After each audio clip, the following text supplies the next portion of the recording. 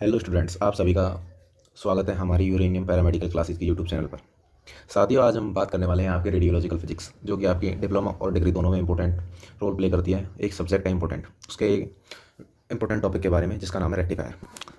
Rectifier क्या होता है, किस तरीके से वर्क करता है, क्या इसका प्रिंसिपल होता है, इस सभी के बारे में आज हम समझने वाले हैं। रेक्टिफायर के बारे में समझने से पहले सबसे हम पहले देखेंगे रेक्टिफायर का मतलब क्या होता है। रेक्टिफायर होता क्या है, इसके बारे में सबसे पहले रेक्टिफायर साथियों एक डिवाइस होता है, और इसका जो हिंदी में मतलब होता है वो होता है दिष्टकारी। दिष्टकारी दिष्टकारी आपने खूब हिंदी में पढ़ा होगा, नहीं पढ़ा है तो मैं बता देता हूँ। दिष्टकारी दिष्ट धारा को परिवर्तित करने का काम करता है, यानी अल्टरनेटिव करंट को डायरेक्ट करंट में परिवर्तित करने का काम करता है क्या, रेक्टिफायर। और इसे हम हिंदी में दिष्टकारी बोलते हैं। आपकी एसी को इसमें कन्वर्ट करेगा डीसी में। एसी मतलब अल्टरनेटिव करंट, डीसी मतलब डायरेक्ट करंट। एसी का मतलब है अल्टरनेटिव करंट यानी प्रत्यावर्ती धारा, और डीसी का मतलब है डायरेक्ट करंट यानी दिष्ट धारा। तो हम चलते हैं इसके मेन इंट्रोडक्शन के ऊपर। आज हम रेक्टिफायर के इन टॉपिक्स के बारे में पढ़ने वाले हैं, जिसमें आपका इंट्रोडक्शन रहेगा, टाइप्स रहेंगे, फुल वेव रहेगा, हाफ वेव रहेगा, उसके अलावा calculation formula, bridge, rectifier, cycle और आउटपुट वेव कैसे निकलती है, इन सभी के बारे में हम ब्रीफली पढ़ने वाले हैं। तो साथियों, सबसे पहले हम इंट्रोडक्शन के बारे में पढ़ते हैं कि परिचय क्या होता है, यानी होती क्या है rectifier is an electrical device that converts alternative current यानी एसी विच पीरियडली रिवर्स डायरेक्शन, यानी अल्टरनेटिव करंट। रेक्टिफायर एक इलेक्ट्रिकल यानी विद्युत का डिवाइस होता है, यानी यंत्र होता है। वो क्या करता है, परिवर्तित करता है इसको अल्टरनेटिव करंट को। अल्टरनेटिव करंट से आप समझ सकते हैं प्रत्यावर्ती धारा, जो कि मैंने आपको समझाया है। प्रत्यावर्ती धारा सिंगल डायरेक्शन में रहती है और जो समय के अनुसार बदलती रहती है, वही यहाँ पे बताया पीरियडली रिवर्स डायरेक्शन, यानी समय के अनुसार बदलती रहती है। ये कोई निश्चित फ्लो में गति नहीं करती, जैसे कभी कम ज़्यादा ऐसे करती ही रहती है। इसकी कोई रेगुलर फ्लो नहीं होता। वो क्या करता है, डायरेक्ट करंट यानी डीसी यानी डिस्क धारा में परिवर्तित करता है, which can only one direction, जो कि सिंगल डायरेक्शन में होती है। A process is known as rectification, यानी जो ये प्रोसेस करता है धारा को परिवर्तित करके भेजने का, उसे हम क्या बोलते हैं, रेक्टिफिकेशन। रेक्टिफिकेशन का मतलब होता है दिष्टकरण। अपन हिंदी में समझे तो उसका मतलब होता है दिष्टकरण।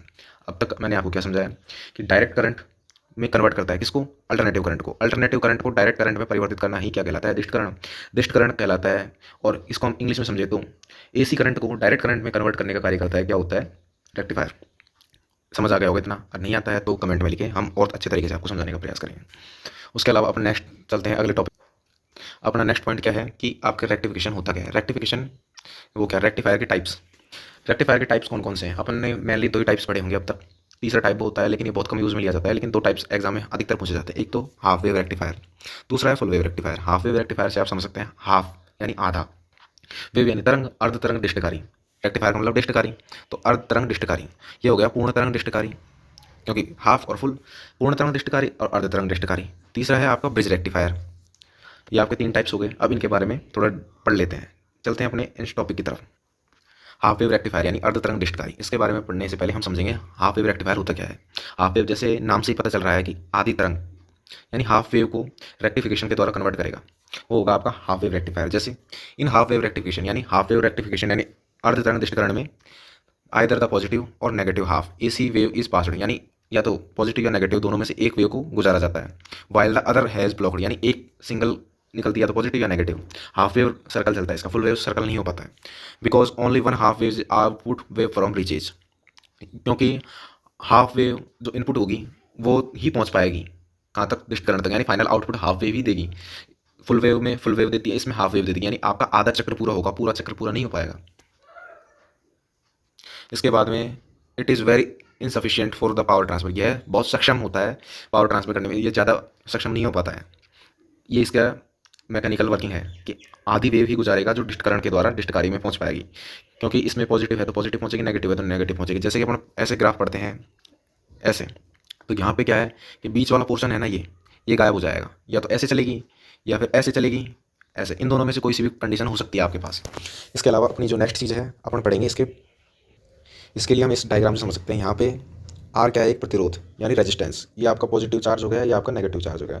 ये भी वोल्टेज आउटपुट हो गया, ये इनपुट हो गया। ये साइड में डायोड लगा हुआ है, और ये नीचे आपकी क्या बैटरी लगी हुई है, या फिर अर्थिंग से टच है। इसमें अपन पढ़ेंगे।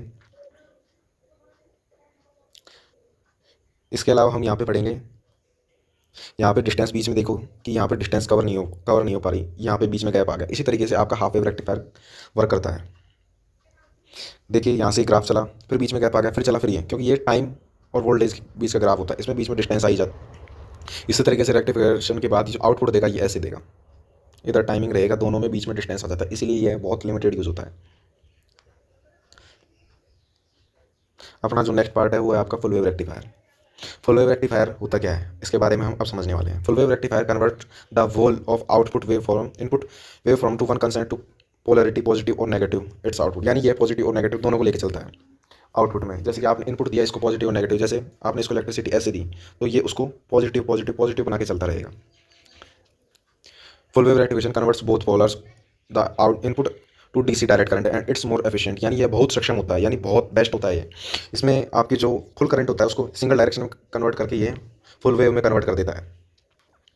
जैसे कि यहाँ से अपने करंट पास किया इसी करंट, तो पॉजिटिव ये नेगेटिव, ये पॉजिटिव ये नेगेटिव, इस तरीके से करंट फ्लो होता रहेगा। करंट फ्लो होने के बाद पूरा जो फाइनल करंट निकलेगा वो आपको पॉजिटिव वे में निकलेगा, यानी आपकी इलेक्ट्रिसिटी पॉजिटिव वे में फ्लो करेगी, नेगेटिव यानी आपको बीच में कोई भी गैप नहीं मिलेगा। यह है आपका फुल वेव रेक्टिफायर। जबकि हाफ वेव रेक्टिफायर में क्या, बीच में गैप मिलता था ऐसे।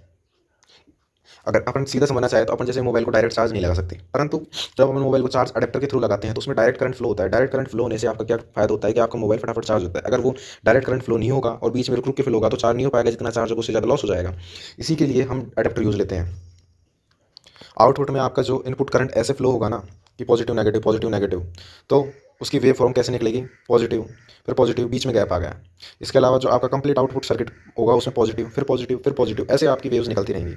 यानी आपकी जो वेव है वो रेगुलर फ्लो करती रहेगी, जिससे आपके जो भी डिवाइस है उसको कोई भी हानि नहीं होगी और रेगुलरली वर्किंग कंडीशन में रहेगा। उम्मीद है साथियों आपको रेक्टिफायर की प्रोसेसिंग समझ में आई होगी। अगर नहीं आई तो कमेंट में लिखें कि कौन सा पार्ट आपको समझ में नहीं आया। और ज़्यादा अपडेट पाने के लिए हमारे चैनल को सब्सक्राइब करें, वीडियोज़ को लाइक करें और अपने सभी स्टूडेंट्स फ्रेंड्स तक शेयर करें ताकि उनको भी अपडेट मिल सके।